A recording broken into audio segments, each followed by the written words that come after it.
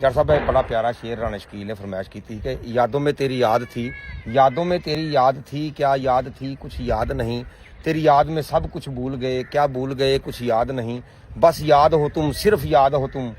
बस याद हो तुम, सिर्फ याद हो तुम, क्यों याद हो तुम, कुछ याद नहीं। किवें सी?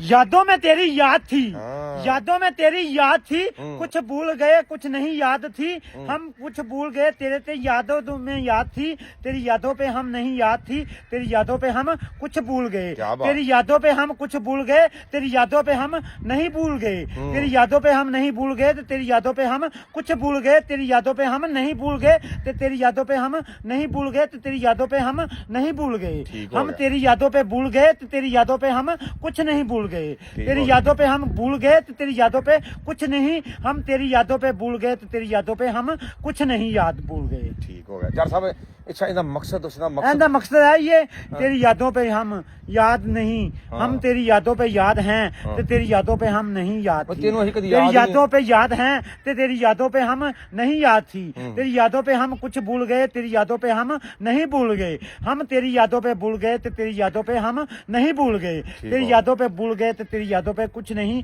हम तेरी यादों पे भूल गए तो तेरी यादों पे कुछ नहीं, हम भूल गए तो तेरी यादों पे नहीं हम भूल गए। ठीक हो गया।